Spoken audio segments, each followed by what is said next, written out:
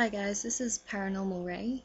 I'm making this video to introduce you to a new concept in order to help you understand where I'm coming from in my videos and for further information that I may post in the future. I'm a different sort of spiritual person because I don't talk like most do. I tend to avoid the terms light and dark within good reason.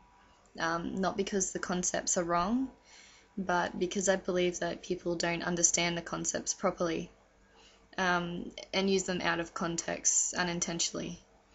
I do not use the terms light or dark to describe the agency or the GFL, nor their allies for that matter. Why? Because it's completely irrelevant, and you cannot label all the decision making and intentions under one category such as that. In fact, light and dark have absolutely nothing to do with good and evil. It's simply what they are, light and dark. Dark can be good, light can be bad. And don't freak out just yet, just let me explain. So I'm sure most of you are familiar with the symbol that you're seeing on your screen right now. It's called the yin-yang.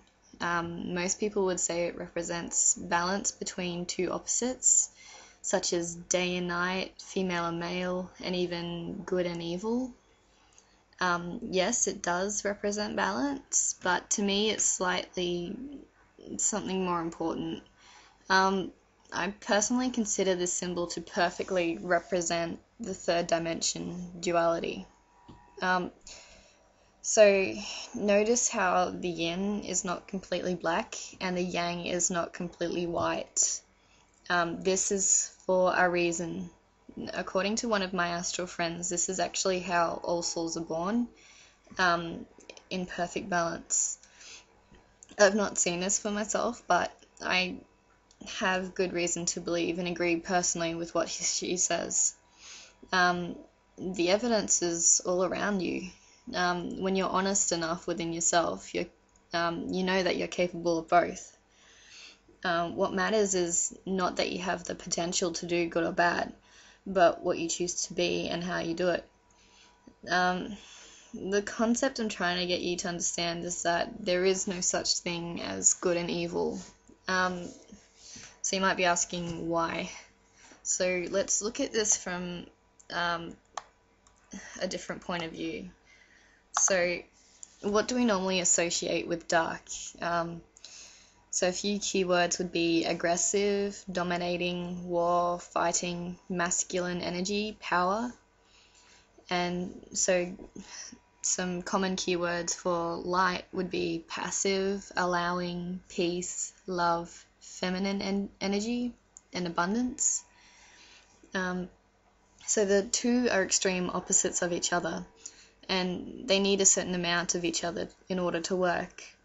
So an example of this would be becoming entirely passive in an aggressive environment will only allow you to be walked all over and manipulated, as you're too loving and selfless to want to say no.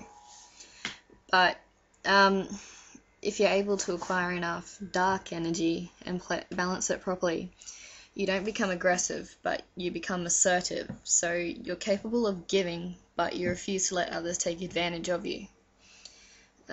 It really is complicated by nature, and I feel that people are oversimplifying it and demonizing things that they don't understand, like labeling the entire government as dark or the entire light beings as good. How do you know? I mean, do you really know?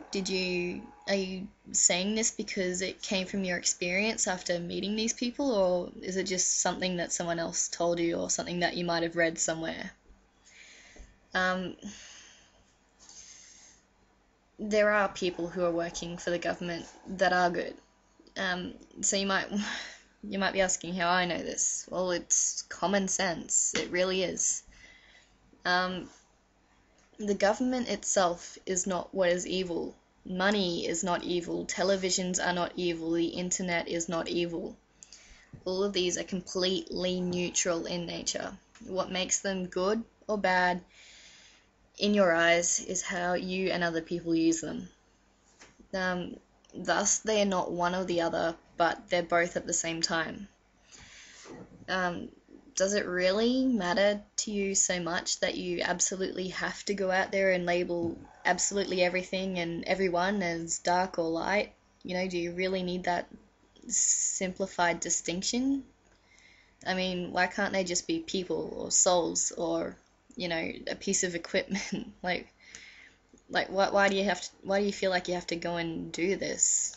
I mean, why can't they just be seen in your eyes as souls of equality like you preach? I mean, at the end of the day, these are equal souls who have rights just the same as you do, as much as you may not like that fact. And I'm not trying to defend the actions of these people, the so-called dark ones, the guys who are at the top and who do make the decisions to, you know, for the, you know, the ones who are responsible for poverty and etc. I mean, I'm just as angry as you are over the whole situation of our planet, and I'd very much like them to be sort of brought to light and held accountable for their actions. I don't mean like by death penalty or anything, but I believe that yes, they should be held accountable for what they've done. They should be made to face the music.